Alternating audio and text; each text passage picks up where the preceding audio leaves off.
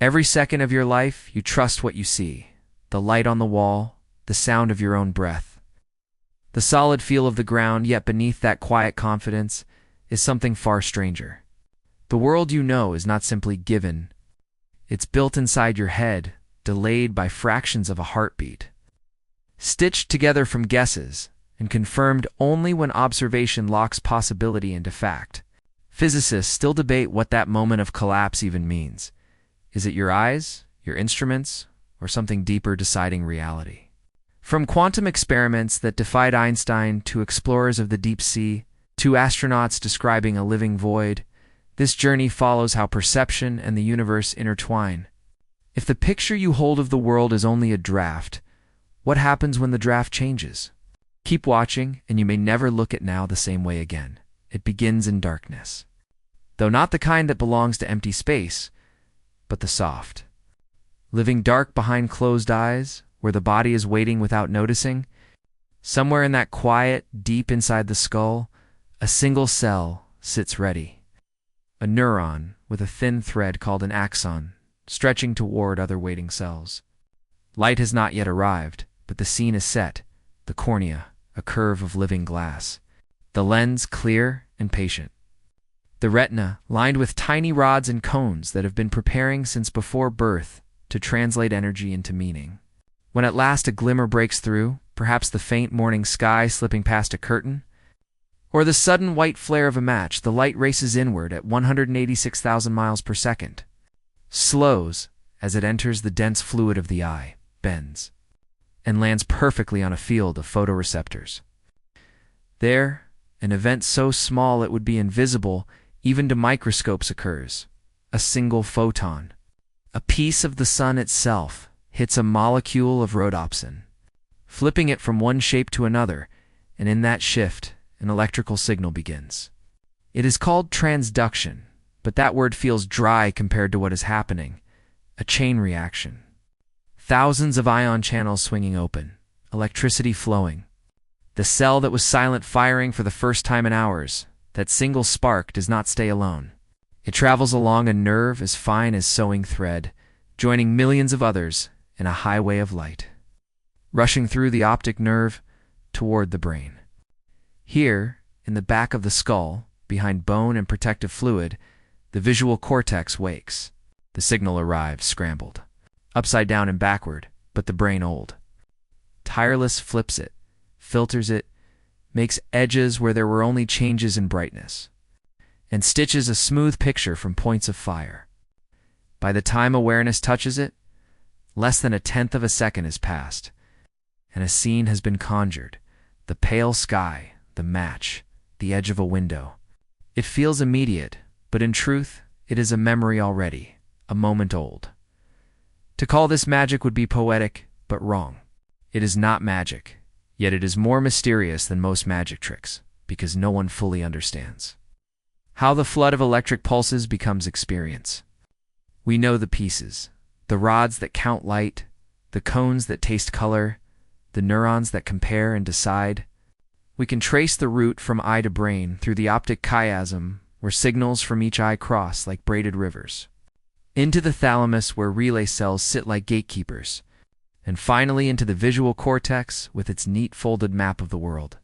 But somewhere beyond the last synapse, the pulses become the blue of morning and the warmth of flame. No instrument, not even the most delicate in a lab, has caught the instant when a signal becomes a sight. This is where the quiet question begins, the one that haunted men like Niels Bohr and Albert Einstein in the early 20th century. As they wrestled with light's twin nature, they built small, careful experiments with slits and screens and phosphorescent plates, hoping to answer whether light was a particle or a wave. But in 1801, Thomas Young had already shown interference patterns. In 1905, Einstein used the photoelectric effect to show light knocking electrons loose like tiny marbles. Both were true. Both should not have been. And then came the deeper shock. The act of measuring seemed to change what was there. When a photon passed through a barrier with 2 slits and no one looked, it spread as a wave and left a soft ripple pattern. When detectors were placed to watch which slit it chose, It stopped acting like a wave and landed like a bullet. The universe, it seemed, cared about being seen in that sense. The single flicker in your own eye is not only biology, but also part of the oldest puzzle in physics. Each time light hits your retina, you perform a tiny, unconscious experiment. You collapse possibility, many paths, many worlds, into one lived moment. This sky, this flame, this room. When Edwin Hubble climbed to the high dome of Mount Wilson in 1923 and focused the great 100-inch Hooker telescope on Andromeda, waiting for the plates to gather faint photons, he too was part of this experiment. His discovery that Andromeda was not a mist in our own galaxy, but a separate island universe, millions of light years away, depended on catching and fixing fragile light that had been traveling since before humans walked upright. When he wrote the letters VAR on his plate marking a defied variable star, he turned drifting waves into a fact that changed our map of everything. It is strange and grounding to realize that the same flicker that lets a sailor see a lighthouse or a child catch a firefly is tied by invisible thread to the greatest questions about what exists. The eye is small. The neuron's spark is smaller still. Yet each signal ripples into a whole constructed world. In the long, patient stretch of time, billions of years, since light first scattered from the Big Bang, nothing was watching until eyes evolved, until brains learned to shape signals into sky and flame and faces. Now each moment you open your eyes, you are doing something the early universe could not, turning raw radiation into place and story. A single neuron fires and reality, at least for you, begins. Long before glass lenses and polished mirrors and electric lights, the world after sunset belonged to shifting darkness and to minds that had no way of proving what they thought they knew. It was a darkness, alive with voices and stories, a darkness where the smell of wood smoke and the sound of animals on the edge of camp could tilt a person's understanding of what was safe and what was not. To walk through it was to feel small and unsure. And so humans, even tens of thousands of years ago, began to make sense of it by weaving explanations. Fire flickered at the center of gathering places and shadows moved along the walls, turning random shapes into ancestors, animals, gods, and warnings. Somewhere in that ancient glow lay the beginnings of questions about reality itself, though no one called it that. They only knew the world was unpredictable, and that story could tame it for a little while. On nights when the sky was clear, the blackness overhead was anything but empty. Small groups of hunter-gatherers in Africa and Asia would pause and look up, seeing fixed points of light so steady and old that it seemed they must mean something. Patterns were found and named hunters, bears, birds, ships, arrows, not because the stars demanded it, but because naming was a way of reaching for control. In places like Lascaux and Chauvet, where paintings on cave walls date to around 30,000 years ago, archaeologists suspect the images of bulls and horses might have carried more than hunting lore. Perhaps they were early attempts to connect what was seen in waking life with visions from sleep. Dreams where animals spoke and the boundary between living and dead bent like smoke. For those early people, dream and waking were not two sealed rooms but a single house with a thin curtain between. Centuries passed and minds sharpened, but the urge stayed. In Greece around 380 BCE, a man named Plato gave shape to one of the oldest metaphors for doubt and knowing. He asked his students to imagine a group of people chained inside a cave, facing a wall, unable to see anything except shadows thrown by firelight behind them. These prisoners, never having seen the outside world, would take the shadows as the whole truth. If one were freed and climbed out, seeing sunlight, trees, sky, and stars for the first time, he would return changed, trying to explain that what they thought was real was only a thin echo. The story, simple and strange, still reaches across time because it catches something about how fragile perception is. Most of what we know comes from light bouncing, shadows shifting, minds guessing. At the same time that philosophers were building thought experiments, other parts of the world were engaged in their own first acts of watching carefully. On the plains of Mesopotamia, where the Tigris and Euphrates fed early cities, priests of Ur and Babylon climbed to the tops of stepped ziggurats night after night, tracing the paths of Mars and Venus across the heavens. By 1200 BCE, they had star catalogs, lists of risings and settings that let them predict eclipses and seasons. These were not just practical records for farming or sailing, but also attempts to read fate, to understand whether the world moved by chance or by hidden order. In China, records carved into bone and shell told of eclipses seen and feared. In the Americas, great mounds and stone alignments like those at Cahokia and Chaco Canyon framed the solstice sun, anchoring time to the land. The line between ritual and experiment was not sharp. A Polynesian navigator standing on the deck of a double-hulled canoe might chant a lineage of stars as if calling on spirits, while at the same time building an invisible map that would guide him thousands of miles across open ocean. A priest in Egypt might light incense, whisper prayers, while also measuring the shadow of an obelisk to fix the hours of the day. Knowledge and reverence, science and belief, were not yet separate. They were different ways of holding the same unease about what is real and what is only dream. Even the simple act of fire-making had a role in shaping perception. Before candles and lamps were common, controlled flame was humanity's first experiment with bending the unseen to serve understanding. A torch could push back darkness just enough to reveal the edges of a cave, a predator's eyes, or the carvings on a wall. The flicker of flame taught that reality could be extended, that what was once hidden could be summoned with effort. By the time candles of tallow and beeswax appeared in Europe around the 1st century AD, they were more than light. They were a symbol of clarity used in ritual and watchfulness, burned by monks copying texts through long medieval nights. Yet dream remained central. People took dreams seriously not because they misunderstood them, but because they saw in them a door to something beyond ordinary sight. In Mesopotamia, dream interpreters served kings.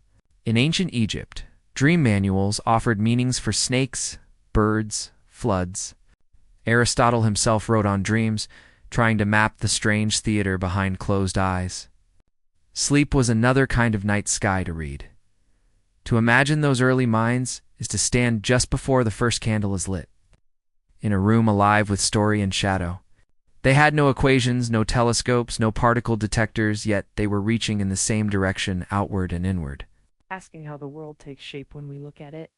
They built their first theories from firelight and night, from memory and fear and hope. And though we now speak of physics and perception, their questions have not vanished. They still sit behind every modern experiment, waiting for us to admit that before we measure and record, we first must see, and before we see, we must wonder.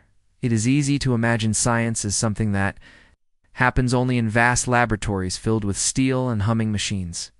Yet one of the most unsettling discoveries about the nature of the universe was first suggested with a setup so simple it could sit on an ordinary table. The year often pointed to is 1801, when a quiet English physician named Thomas Young stretched a thin card with two narrow slits cut side by side and let sunlight pass through it. On the wall behind, he saw not just two bright lines, but a series of alternating dark and light bands, a pattern like ripples overlapping on a pond. To anyone who thought of light as a stream of tiny particles, these bands made no sense. But to someone who thought of light as a wave, they were obvious. Waves add and cancel each other, creating interference. Young's experiment was modest, performed with no more than a slitted screen and a bit of daylight. Yet it hinted that light, which Isaac Newton had pictured as corpuscles, could behave like water or sound, spreading and overlapping. For decades, the wave picture grew stronger. By the time James Clerk Maxwell wrote his great equations in the 1860s, describing light as an electromagnetic wave, most physicists felt the case was closed. But nature, it seems, dislikes being boxed in. In 1905, a young patent clerk named Albert Einstein explained the photoelectric effect, showing that light could also act like discrete packets of energy, later called photons. That discovery earned him a Nobel Prize and opened a door no one could close again. Light was both continuous and made of quanta. It was as if a single coin could land as heads and tails at the same time until you tried to look closely. Over the next few decades, Experimenters returned to the double-slit idea with more delicate instruments, now using single electrons or single photons and carefully counting what happened. Each particle, sent alone, still built up the same interference pattern that belonged to waves, as if each one traveled through both slits at once and interfered with itself. Yet the moment someone placed a detector to watch which slit it went through, the pattern collapsed. The elegant ripples vanished, and the screen filled with two plain stripes, like bullets shot through cardboard. The act of observing changed the outcome. No one found this comfortable. At the Solvay conference in Brussels in 1927, some of the sharpest minds on Earth gathered to debate what these results meant. Photographs from that meeting show a crowded room: Marie Curie, Paul Dirac, Max Planck, Louis de Broglie, Werner Heisenberg, and at the center, a young but already formidable Niels Bohr facing Albert Einstein himself.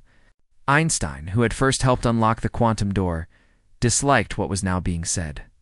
He believed there must be an underlying reality, definite and ordered, even if humans could not see it. God does not play dice, he said more than once. Frustrated that Bohr and others were content to let probability and uncertainty sit at the core of nature, Bohr answered with calm persistence, arguing that the quantum world simply is what it is. Our knowledge cannot be separated from how we ask questions.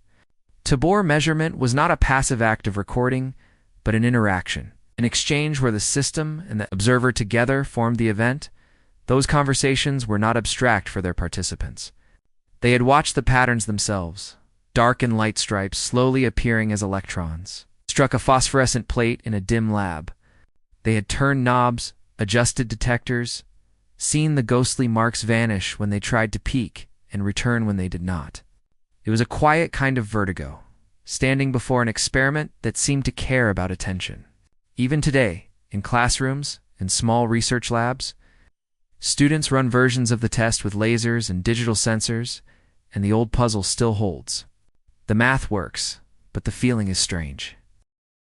Einstein spent the rest of his life searching for a more complete picture, something hidden beneath the statistical waves of quantum theory, what he called hidden variables. He imagined thought experiments to expose cracks in the new understanding, including the famous EPR paradox with Boris Podolsky and Nathan Rosen in 1935, meant to show that quantum theory could not be whole if it allowed distant particles to remain mysteriously linked.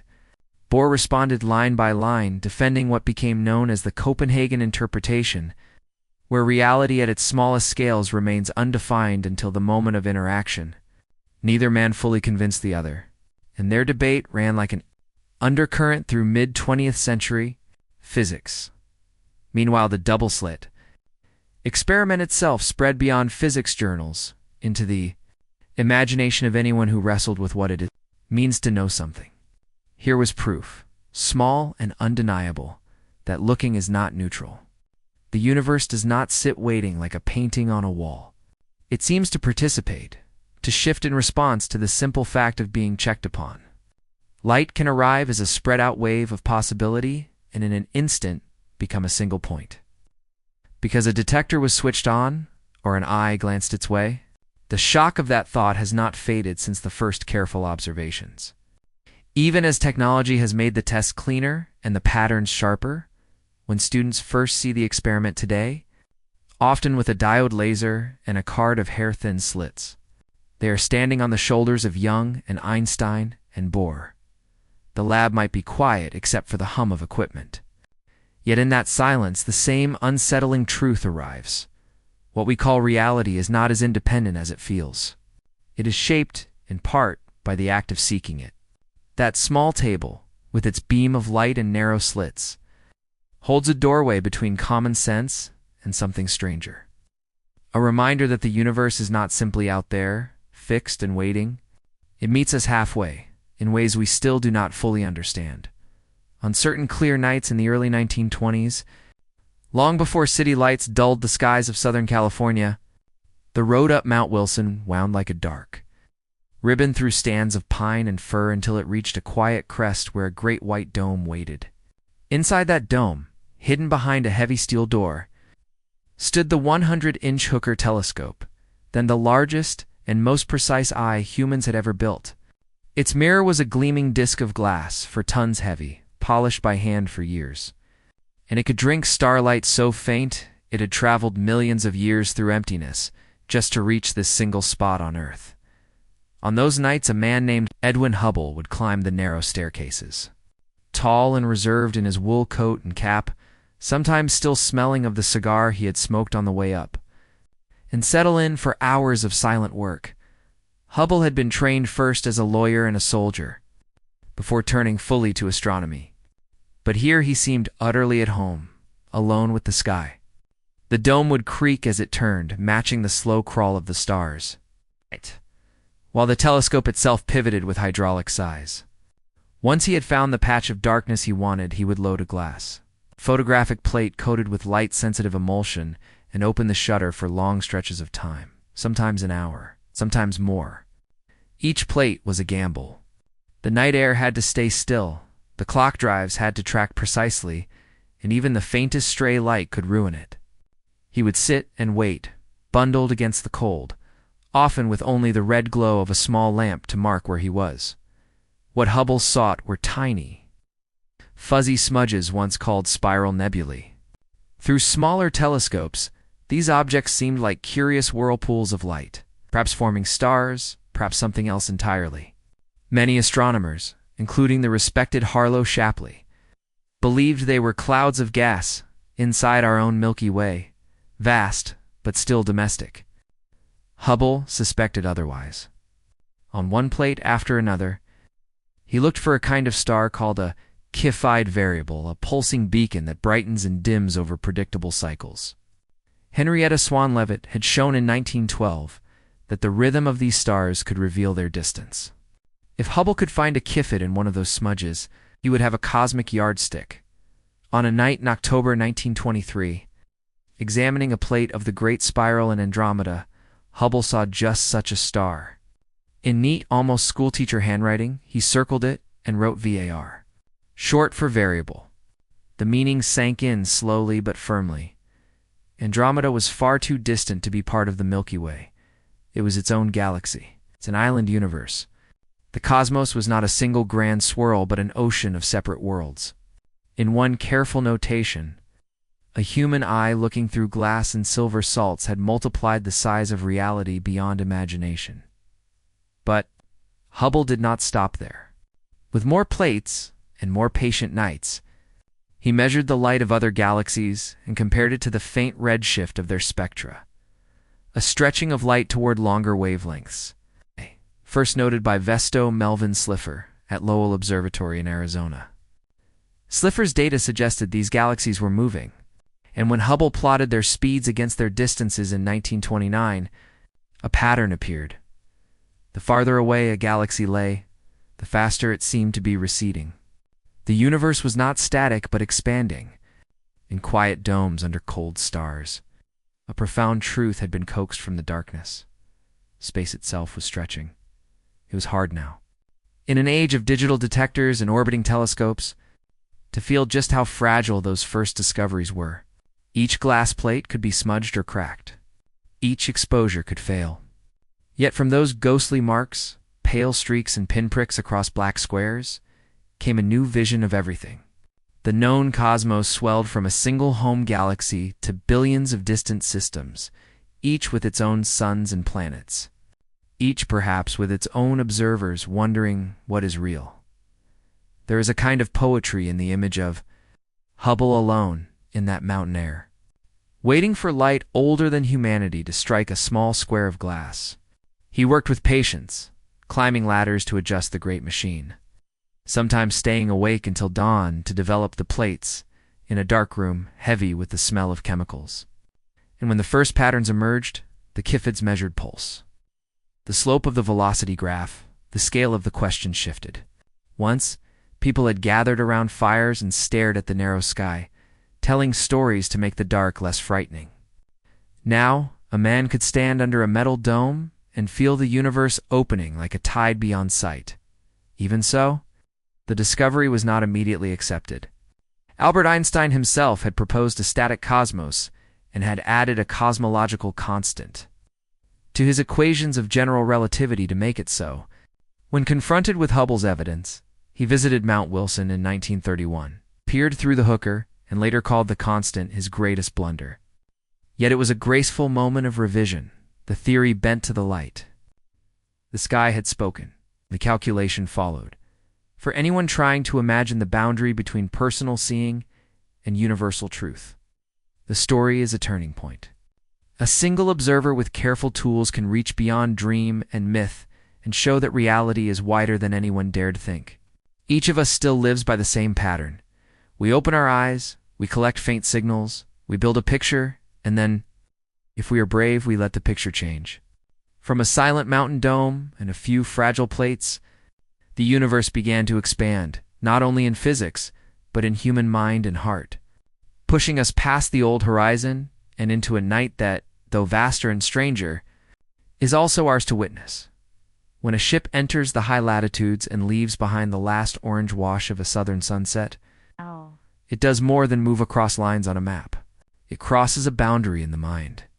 The explorers who set their course for the Arctic during the late 19th and early 20th centuries, men like Fridtjof Nansen, Roald Amundsen, and the crews of the British Admiralty before them, often wrote in their journals of a strangeness that no chart could prepare them for.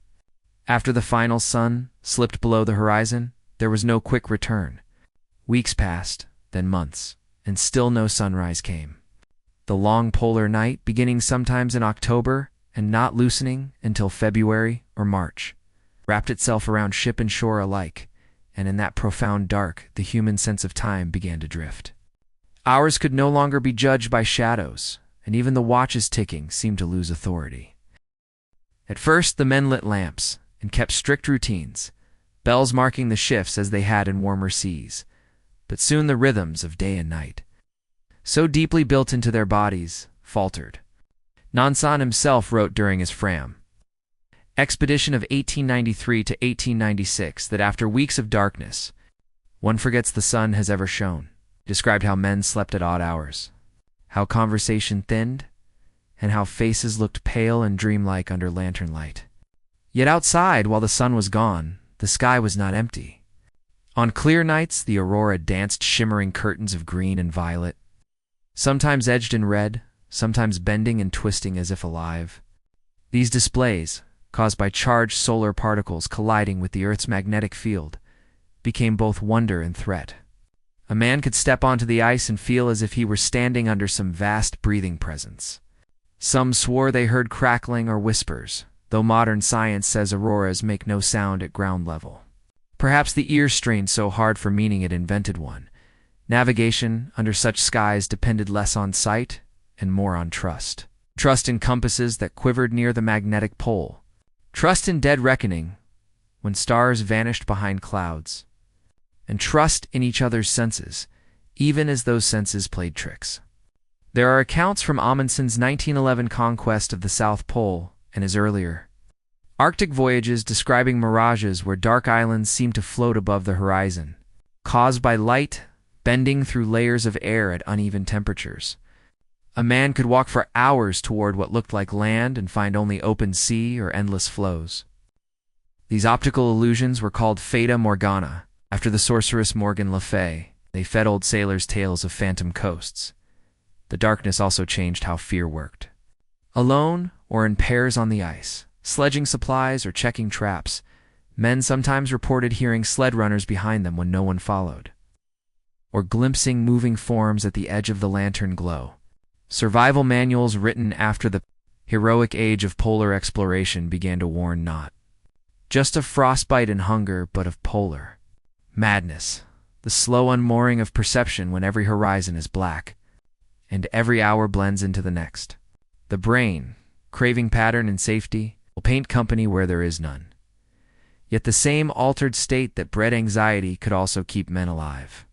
Those who learned to bend rather than resist the loss of ordinary day-night order found a new rhythm.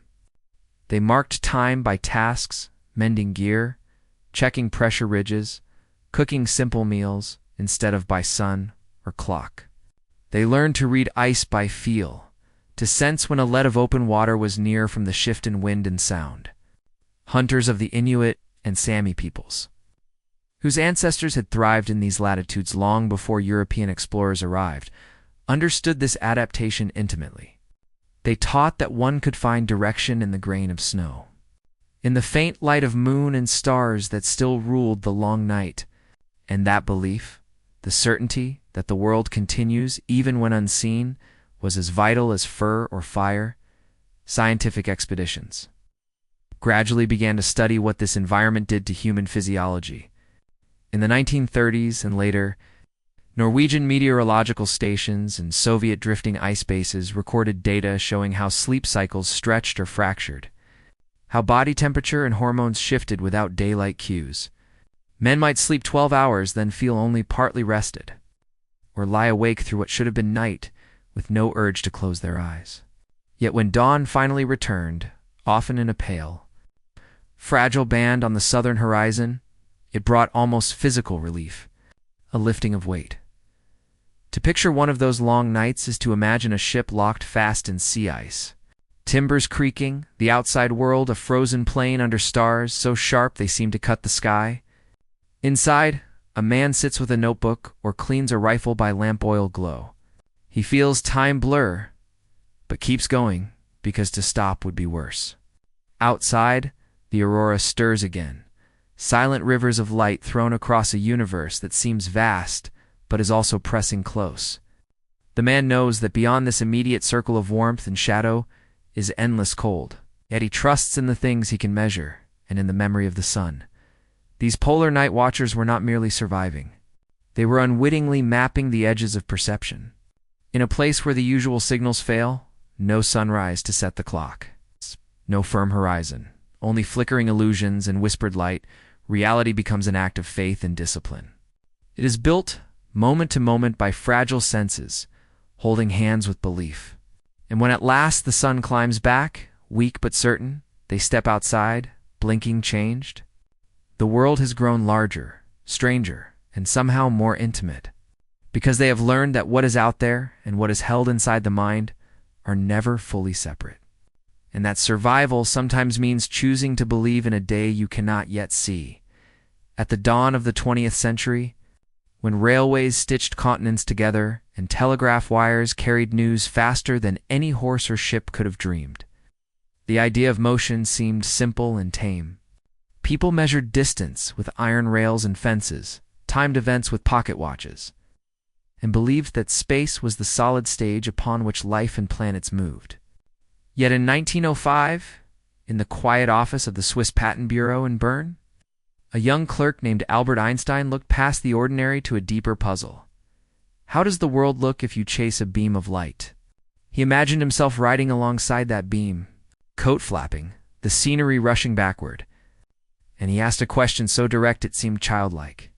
If I could catch up, would the light stand still beside me like a frozen wave? That simple image, one man and one ray of light, cracked the old certainty.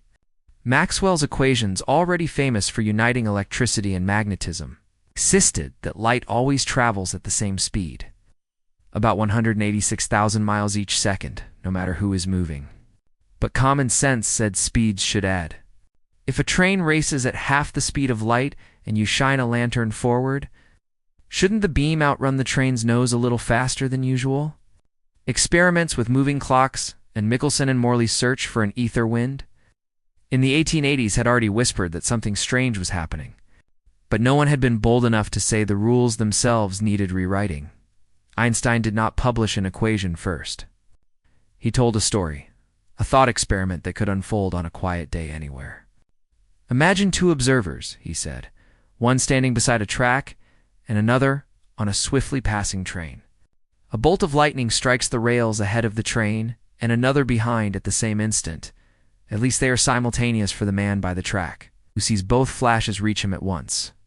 But for the passenger rushing forward, the front flash meets him sooner because he is racing toward it, while the rear flash must chase him. The two strikes are no longer simultaneous from his frame. Time itself has bent to motion. Another picture followed. A traveler carrying a clock and a yardstick aboard that train would find them normal. But the trackside observer would see the clock tick slower and the stick shrink along its motion. Each world is internally right, yet they disagree when compared. This new view of space and time as intertwined, later called special relativity, startled those used to fixed absolutes. It also gave birth to the famous twin paradox. Imagine one twin who remains on Earth, and another who departs on a near-light-speed journey to a distant star and back. To the traveler, perhaps only a few years pass, but for the one waiting at home, decades roll by. Though each twin's clock feels steady within its own moving frame, their reunion would prove the universe does not keep a single universal time. Motion sculpts reality. The faster you go, the more space and time twist. To make these claims was audacious, yet evidence soon followed. In 1938, Ives and Stilwell confirmed time dilation by watching the frequency of light from fast-moving particles. Later, longer than they should because their clocks, rushing near light speed toward Earth, ran slow. Even now, GPS satellites orbiting above us adjust for relativistic effects. Without those corrections, your phone's navigation would wander kilometers off each day, for all its radical nature. Einstein's work carried an unexpected comfort. By tying the measure of space and time to the act of observing, he gave each witness a coherent world. The passenger on the train and the man on the ground may disagree about distances and durations, but each view is whole and lawful. The universe does not shatter, it adapts. And deep down there is an unspoken relief in knowing that while no single frame is privileged, the laws themselves remain steady for all. Yet for ordinary minds, there is a quiet unease. Humans crave stillness. We imagine the earth as a stage anchored in the void, and ourselves as standing upon it unmoved. But the truth, whispered by relativity, is that there is no absolute resting place. Our planet spins eastward at roughly 1,000 miles per hour at the equator. Races around the sun at about 67,000 miles per hour. The sun itself orbits the Milky Way, and the galaxy drifts through a sea of others. Yet we feel no wind, no tilt. What we call here is already a swift voyage.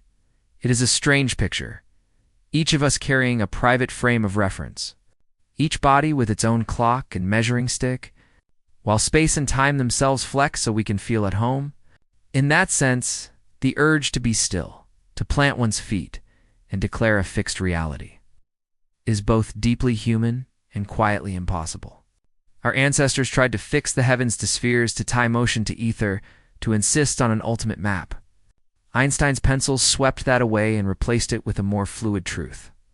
The map is drawn as we move, and no one stands outside the drawing to watch a train pass, to see the sun set, to feel the seconds slide across a wristwatch. All are acts of faith that the world is stable. Yet beneath them runs a current where stability is woven moment by moment by the very act of moving and measuring.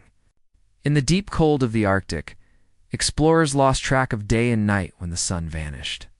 In the warm office in Bern, Einstein showed that even with sun and clock, time itself is not what we thought. And yet somehow, life goes on. Trains run, ships return, explorers navigate back to port. The universe, though restless, makes room for our longing to know where and when we are, even as it refuses to stop, far out on the open Pacific. Long before any metal compass needle swung toward north, or sextant angle fixed a noon sun, there were men and women who could stand on the deck of a canoe and know exactly where they were, without glancing at a single instrument. They did not know latitude and longitude as numbers, yet they understood the ocean as a living map, and they trusted their bodies and minds to read it. Among the greatest of these were the Polynesian wayfinders, whose migrations across thousands of miles of ocean remain one of the quiet triumphs of human cognition. On nights when most sailors would have seen only a black horizon and scattered stars, these navigators saw routes and harbors, reefs and islands that had not yet appeared. The knowledge was not written on paper but carried in memory, a complex weave of song, story, and muscle sense that allowed canoes to leave Tahiti and reach Hawaii, or depart the Marquesas and find New Zealand. Long before Europeans dared such journeys, their method was at once simple and profound. The sky overhead, to an outsider, a random scatter of lights, was to them a fixed ceiling with known beams. Each bright star had a rising point and a setting point on the horizon, like invisible gates through which a vessel could travel. A navigator would memorize hundreds of these gates: the belt of Orion, the scoop of the Big Dipper, the single blue-white flash of Canopus, and know at what time of year and what latitude each would rise or sink. As the canoe moved, the stars slid across the horizon, telling the helmsman whether he was keeping to his intended path. At dawn and dusk, when stars faded and new ones climbed, a skilled wayfinder could reset his mental compass using a sequence passed down over generations. A young apprentice might spend decades listening to chants where each verse contained a star name, an island reference, a wave pattern, and the correct bearing to keep. But the sea itself also spoke. Waves move not only with local wind, but with distant storms, sending long, slow swells that can travel hundreds of miles. Polynesian navigators could feel these swells against the hull, a subtle rocking that told them of unseen weather far beyond the horizon. They named distinct ocean swells, some born near Japan, some near the Southern Ocean, and knew how they crossed and overlaid each other. When an island was near, even over the horizon, the swells reflected back faintly and changed rhythm. The canoe felt different, a whisper of land's presence before any palm or sand came into view. Birds, too, became signals. Terns and noddies ranged only so far from shore, and their morning flights could suggest direction. Even drifting debris, foam color, and cloud shapes contributed. Certain cumulus towers build over warm lagoons, and at dawn, an experienced navigator might point to one and say quietly that an atoll lay. Beneath such skill required a brain, trained not to treat each piece of information alone, but to integrate it into a living whole. Modern researchers who have studied the last living masters of wayfinding, such as Mo Pialog, from the tiny Micronesian island of Satawal, describe how these men could keep a continuous map in their minds, a map where the canoe stayed still and the world moved, a deliberate mental inversion that simplified navigation. Rather than thinking I sail north, the navigator imagined the islands move south past me, keeping bearings more naturally over long days. This flexible, rotating model acted as an internal GPS, though no satellite guided it, only memory and practiced attention. For centuries, this knowledge was fragile, carried in families and guilds, threatened each time a master died without passing on his chance. By the late 20th century, Western navigation had nearly replaced it, but revival efforts, like the voyages of the canoe Hockle, from Hawaii in the 1970s under the guidance of Pialog, proved its continued power. Those journeys were not only seafaring feats but cultural and cognitive experiments, showing how ancient perception can still create reliable, life-saving reality. When Hokulea arrived in Tahiti in 1976, after 34 days at sea, guided only by stars, swells, and birds, tens of thousands gathered to greet it, and some wept openly because a thread once thought lost had been restored. The existence of such skill tells us something deep about the brain's ability to build worlds from limited data. Humans do not require mechanical tools to orient. With enough training and trust in subtle cues, the mind can form a map that is stable and predictive, a reality as firm to its user as any chart. It also shows how belief and perception are interwoven. A wayfinder's map is not a simple list of facts. It lives inside story and ritual. Apprentices learn not just where Sirius rises, but the lineage of voyagers who followed it. The myths of first landfall, the prayers for safe return. This layer of meaning does not weaken the skill, but strengthens it, binding memory to identity and to a deep conviction that the ocean is knowable and the canoe will arrive. In places where failure meant death, lost fresh water, no land in reach, this union of knowledge and belief shaped survival itself. Even today, when sailors carry GPS screens that plot every coordinate, the principle remains quietly true. Our brains are builders of reality from signal and story. The Polynesian navigators remind us that long before algorithms, humans solved impossible journeys by expanding perception, noticing tiny shifts in starlight and wave rhythm and turning them into reliable truth. To drift at night on a great ocean and feel certain of direction without any fixed mark, seems miraculous. But it is a miracle born of patient minds shaping their own frame of the world. When the canoe slides over black water and no land is visible, when the stars blur in mist and only the feel of a distant swell remains, the navigator is doing something close to what every human does, assembling a map inside the dark. Trusting that perception, sharpened and believed, can bring them safely home. On the surface, the world seems stable and sure. A wooden table is firm beneath the palm. A glass of water rests without trembling. Air appears empty and still. Yet when physics begins to peel back layers of what appears simple, a stranger and less certain picture emerges.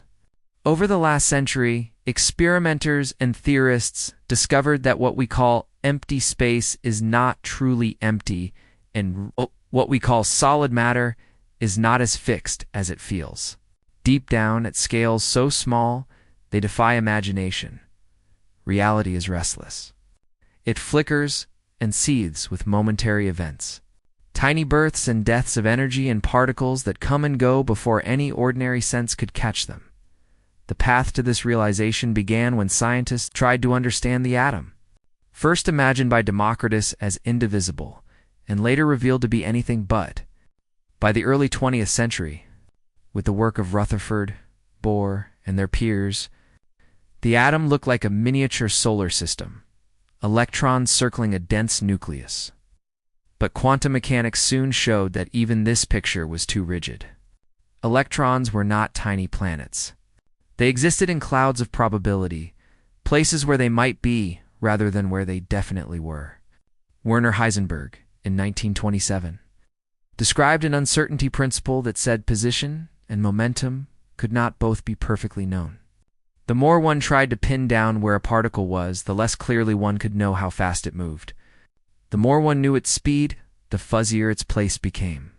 At first this seemed like a limit of measurement, but it was deeper, a feature of nature itself. Then came stranger results. The vacuum, long thought to be a true nothing, turned out to be alive with energy. Paul Dirac's theory of the electron predicted a sea of negative energy states, and from that idea emerged the concept of particle-into-particle pairs bubbling up spontaneously. Quantum field theory, developed through the work of people like Richard Feynman in the 1940s, showed that every point in space is like a restless stage. Fields fluctuate constantly. Pairs of particles appear and annihilate so quickly they evade direct detection but leave traces in measurable ways. This is what physicists sometimes call quantum foam, a phrase John Wheeler used in the 1950s to conjure the idea of space-time itself frothing and bubbling on the tiniest scales, far smaller than an atom.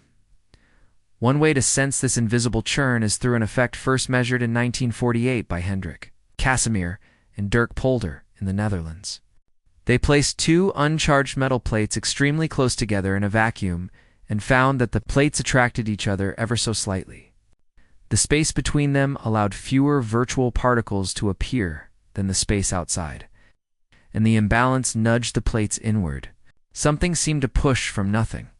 The Casimir effect remains one of the clearest fingerprints of vacuum fluctuations, a gentle but undeniable whisper from the restless void. If you could somehow see this activity with ordinary eyes, an empty laboratory bench would not look smooth and blank. Instead, it would shimmer with brief sparks of creation and erasure. Electrons and positrons flaring and vanishing, photons darting and dying, a ghostly mist of possibility. The wood of the table itself would appear less like a solid block and more like a loose lattice of atomic nuclei, surrounded by wide gulfs of space. Electrons darting but never fixed, and beneath them quarks bound by gluons in a dance of exchange that never ends. The solidity you feel is the pushback of electromagnetic fields. It is not a seamless block, but a storm averaged smooth. For scientists who probe these depths, implications are at once practical and philosophical. On the practical side, devices like transistors and lasers rely on quantum effects to function. Without tunneling, without the behavior of electrons in uncertain orbits, there would be no modern computing. The tiny flash of vacuum activity even influences precise measurements. Corrections for virtual particles are built into the most accurate predictions of quantum electrodynamics, tested to extraordinary precision. On the philosophical side, the discovery that empty space can influence matter unsettles older intuitions about reality needing firm building blocks. What if the foundation itself flickers? What does it mean to live in a universe where nothingness is full? These questions reach beyond physics labs. Writers and artists have borrowed the image of quantum foam to describe memory, imagination, the way thoughts appear and vanish before words fix them. In a quiet room, a person might look at their own hand and wonder how something so seemingly stable could be mostly space and fleeting energy. Yet stability still wins at our scale. The table does not dissolve. The glass does not sink through. The human brain itself, a field of firing neurons built from particles playing by quantum rules, makes a reliable world from this unstable base. There is humility and wonder in that. The familiar objects of daily life, the oak desk, the steel ship, the warm cup of coffee, are like ice over deep water. Beneath them lies a restless sea of creation, constantly renewing and canceling itself. It's so perfectly balanced that we can walk, work, and build.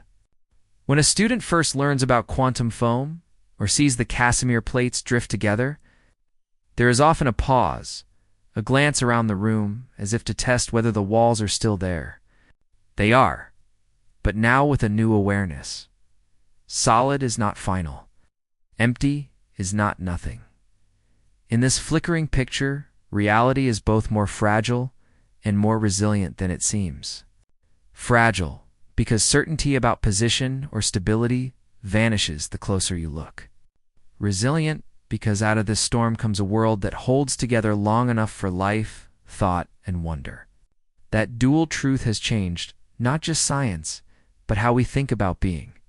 The laboratory bench may seem still, but somewhere inside its grain, and everywhere in the space around it, the universe is humming with invisible work. A ceaseless making and unmaking that we call the ground of all things.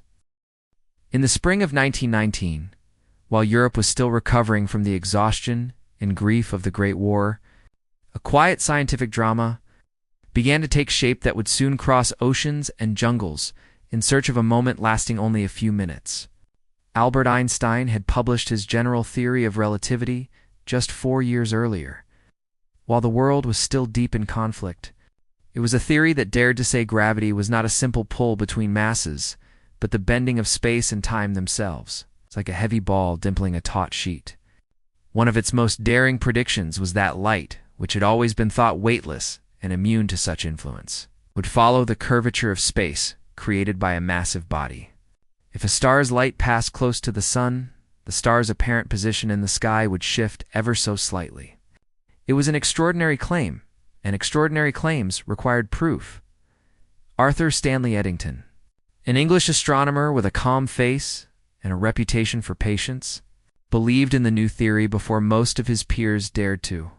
He had followed Einstein's papers and grasped the beauty of the equations, and when the war ended, he saw a way to test them. The sun was normally too bright to let anyone measure background starlight nearby, but during a total solar eclipse, the sky darkens enough for stars to appear close to the black disk. If one could photograph stars during the eclipse and compare their positions to the same patch of sky, when the sun was elsewhere, any deflection by the sun's gravity would show. The shift predicted by Einstein was tiny, about 1.75 arcsecons. Less than the width of a dime seen from 2 miles away, and capturing it would mean hauling precision instruments to places where the eclipse path would cut across. Earth that year, 2 expeditions were planned. One would travel to the island of Principe off the west coast of Africa, a humid, thickly forested place still under Portuguese control. The other would go to Sobral in northern Brazil. These were not easy destinations in 1919. Eddington himself took charge of the Principe mission. He and his small team loaded heavy astrographic cameras, coelostits with polished mirrors to track the sky, boxes of delicate glass plates, and crates of chemicals for development. The journey took weeks by ship and small boat, and then days more overland through steamy rain-soaked air, past palm trees and tangled undergrowth alive with insects and birds. The weight of the gear was punishing. Assistants wrote of sweating through uniforms and of constant worry that moisture would spoil the optics or warp the wooden frames. The Brazilian group faced its own trials: long rail travel, bureaucratic delays, and a climate that could turn a clear morning into a deluge by noon. Yet both teams pressed on, driven by the rare chance that comes only with the alignment of Earth, Moon, and Sun. The total eclipse would last just over 6 minutes at Principe, slightly longer at Sobral, and then would be gone for years. Everything rested on that brief window when the day came. May 29, 1919, the weather seemed determined to ruin it. On Principe, thick clouds rolled across the sky as the astronomers waited, anxious.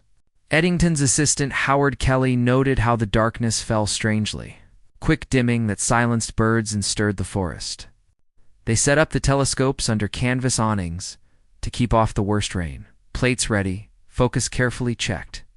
At the last moment, breaks in the clouds opened enough to expose a few precious photographs as the moon's disk slid perfectly across the sun, revealing a jagged corona like pale fire and just barely the field of stars around it. In Sobral, the sky fared better, though heat warped one set of instruments so badly the images blurred. The backup astrograph, mercifully, performed well and captured the stars cleanly.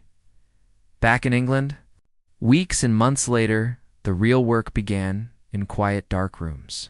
Far from the glamour of tropical eclipse chasing, the glass plates, fragile and irreplaceable, were measured with painstaking care using micrometers and comparison stars.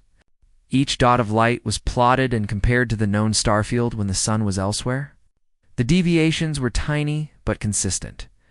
The numbers matched Einstein's prediction better than Newton's. Space near the sun had indeed curved, and starlight had bent to follow. When Eddington announced the results to the Royal Society and the Royal Astronomical Society in London that November, the news rippled out far beyond the usually cloistered world of astrophysics. Headlines leaped from the pages: revolution in science. Einstein theory triumphs, lights all askew in the heavens. In a world hungry for wonder after 4 years of trenches and gas and death, here was something breathtaking but peaceful, a mind bending the cosmos without breaking anything but old certainty. To imagine the scene is to feel how belief becomes measurement. Men trudged through mud and palm shadow, sweated over bolts and gears, prayed for clear sky, and trusted a fragile chain of reason. If gravity is geometry, then light will bend. If light bends, a camera can catch it. If the camera catches it, the world is changed. It was not faith in the mystical sense, but a quiet conviction that thought can touch reality. Even Einstein, hearing of the results while in Berlin, stayed serene. Asked what he would have thought if the measurements had failed, he replied that he would have felt sorry for the good Lord because the theory was correct. It was a joke, but beneath it lay his confidence. What those expeditions left is more than data. They gave the world an image, not just of the sun's ghostly halo and stars shining at noon, but of humans standing at the edge of known space, testing an idea against the sky itself. A moment of black daylight on a remote island and in a sweltering Brazilian town tied abstract mathematics to the physical world and told us that even light bows to gravity. From that day, space was no longer the rigid stage it had been.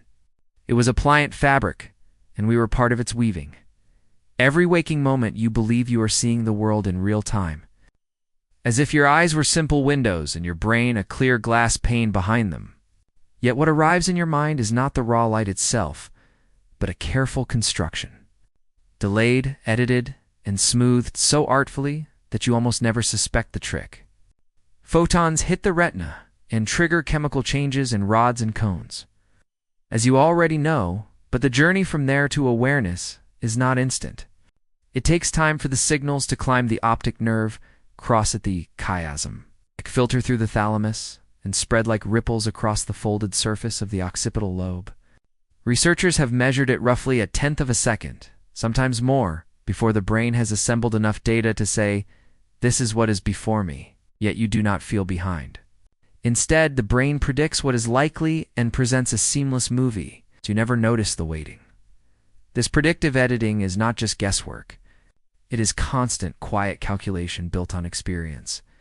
Your brain knows the shape of your living room, the angle of the street you walk, the usual way a friend's face moves when speaking, and it uses all that to fill gaps. Because of that, when something breaks the pattern, a light flickers. A shadow moves unexpectedly. A person steps from behind a door, you may feel a tiny jolt of surprise. The system's smooth running momentarily exposed. Neuroscientists sometimes call this the brain's binding problem. The challenge of turning separate signals for color, shape, motion, and depth into one moment of vision, all aligned in time. It is solved so well that only rare cracks let you glimpse the work behind the curtain.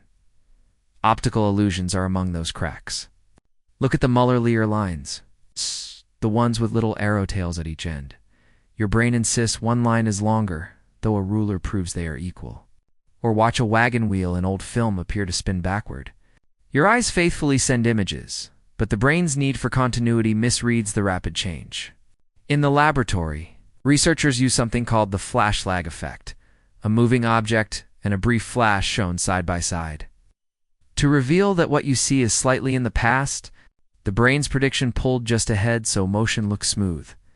These are small clues that perception is not a camera, but an editor always working half a step ahead and half a step behind. Déjà vu offers another glimpse. The eerie feeling that something happening now has happened before seems to come when the brain's recognition circuits in the medial temporal lobe briefly misfire, feeding the present through pathways usually reserved for memory. It is as if your inner movie projector spliced the same frame twice and convinced you of familiarity where there is none. That half-second lag, normally hidden, becomes momentarily perceptible. You catch the echo before the system erases it. Psychologists and neurologists have traced these processes with increasing precision. In the 1960s, Benjamin Libet ran experiments measuring the timing of conscious will and found a curious delay. The brain begins preparing to act several hundred milliseconds before a person reports the urge to move. More recent imaging work shows similar gaps in visual awareness. Activity in the occipital cortex precedes conscious seeing, and the frontal regions then integrate and declare the result to the self you think of as you. This means what you experience as the crisp present is already slightly behind the true arrival of light and motion. Yet the experience is convincing because the predictive model fills forward, giving the impression of immediacy.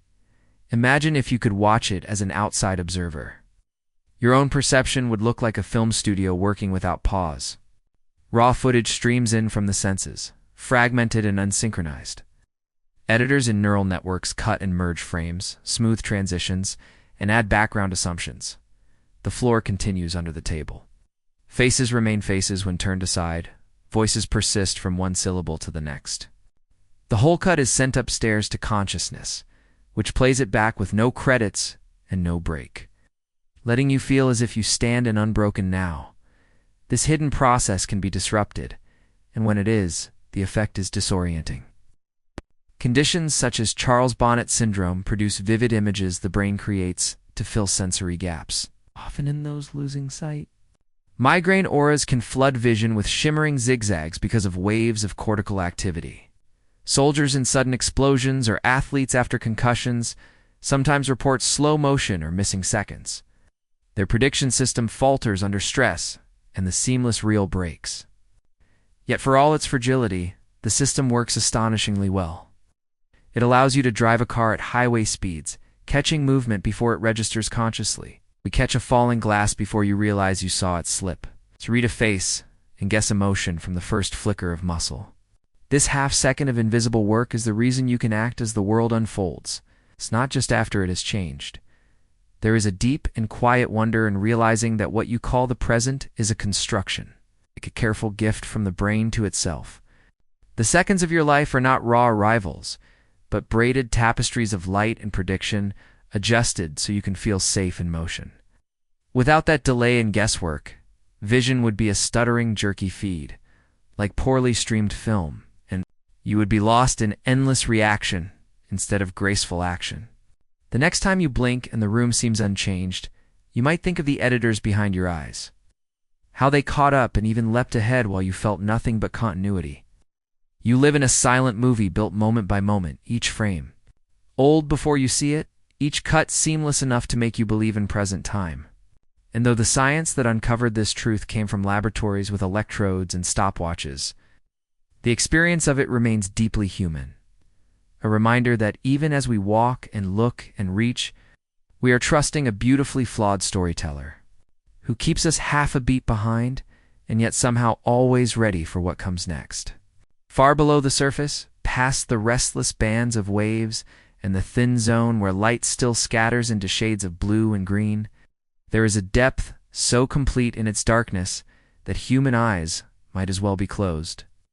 For centuries, this place was only guessed at. A black unknown on old maps where sea serpents were drawn and the word abyss stood in for all ignorance. Even today, when we have sent ships around the globe and men to the moon, the deep ocean remains more mysterious than Mars.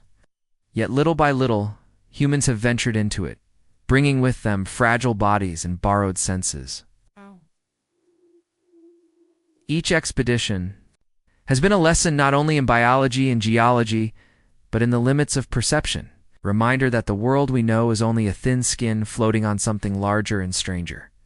One of the first great steps downward happened in 1872, when the British ship HMS Challenger set sail under the command of Captain George Nares, with scientists like Charles Wyville Thomson aboard. Over nearly 4 years, the crew took more than 300 soundings, dredged the seafloor, measured temperature at unheard-of depths, and returned with thousands of new species: delicate glass sponges, strange starfish, brittle worms, and shrimp-like creatures pulled from waters so cold and black they seemed lifeless.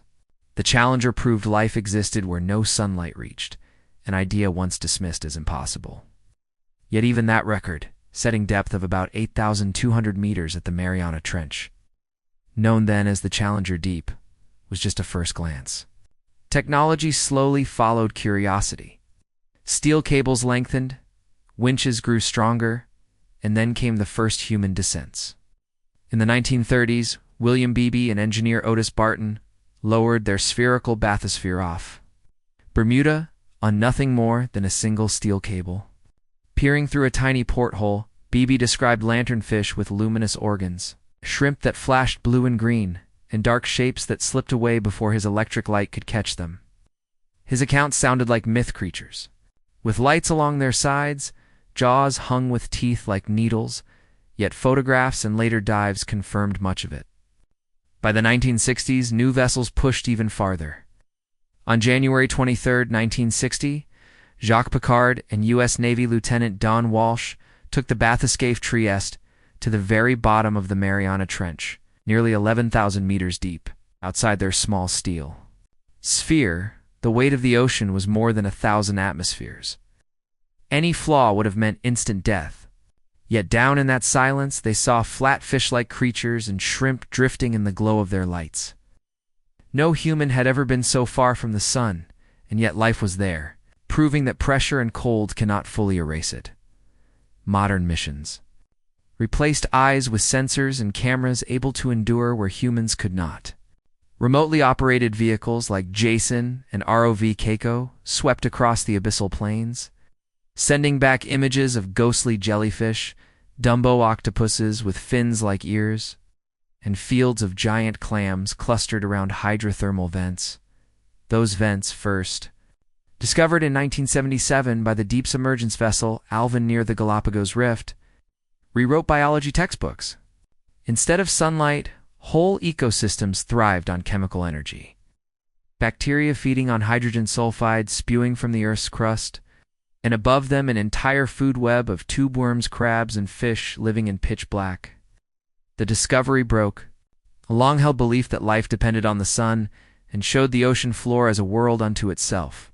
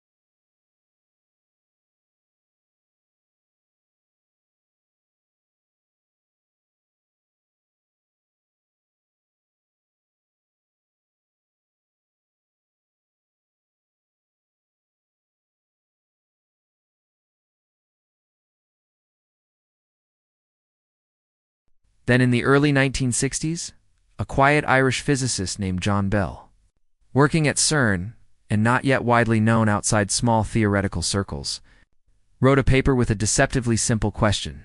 If Einstein's idea of hidden variables was true, could there be a way to tell? Bell derived inequalities, mathematical limits that any local realist theory, one where influences could not jump faster than light and where particles carried preset properties, must obey. If an experiment measuring entangled particles ever produced results outside those bounds, the quantum picture would win. Bell's work was at first an intellectual exercise. Few thought the technology to test it existed, but as the 1970s arrived, lasers became stable enough, detectors sensitive enough, and polarizers precise enough that a new generation of experimentalists began to take up the challenge. The first serious attempts took shape in modest labs, far from grand colliders.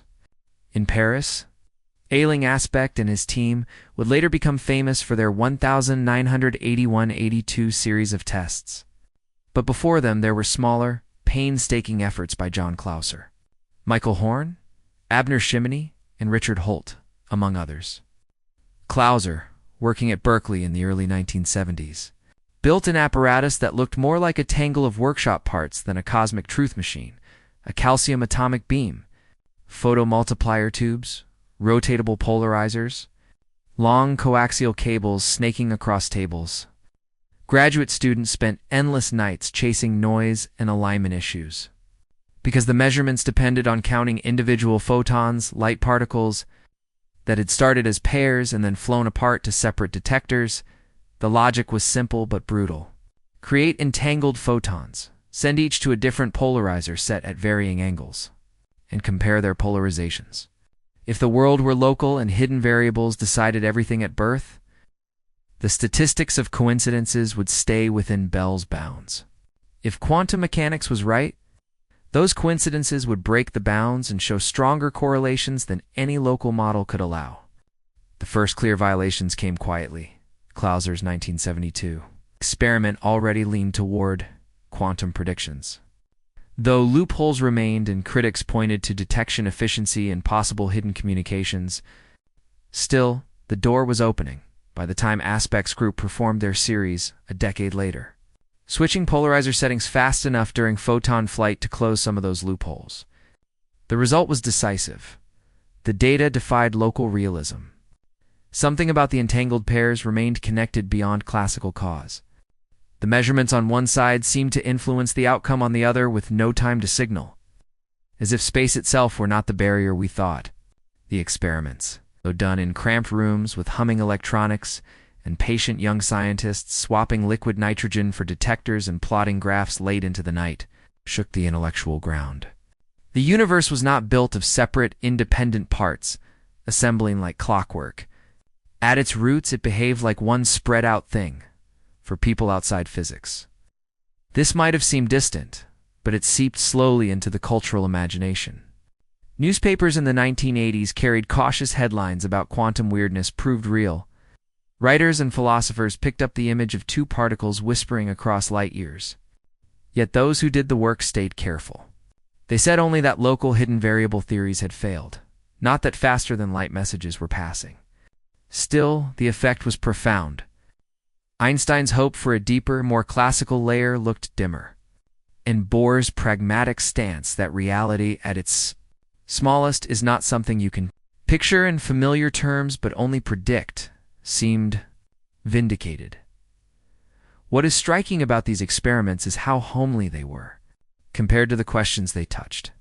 Not huge colliders or space missions, but benches with wires, rotating mounts, oscilloscopes, graduate students jotting counts by hand.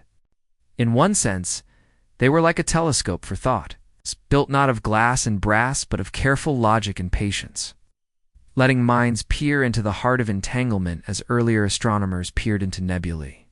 They showed that belief in separate, fixed objects could be tested and, when needed, set aside. Today, entanglement is not just a philosophical quirk, but a tool.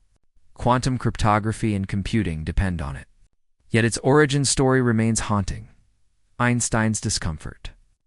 Bell's quiet derivation, long nights of counting tiny flashes of light. The experiments taught that the world is more interconnected than ordinary space and time suggest, and that the limits of observation can be turned into tests rather than walls. As with the great voyages into darkness, across oceans, or into the deep sea, here too humans built new senses, trusted them, and returned with news that what feels solid and separate may, at the root, be joined.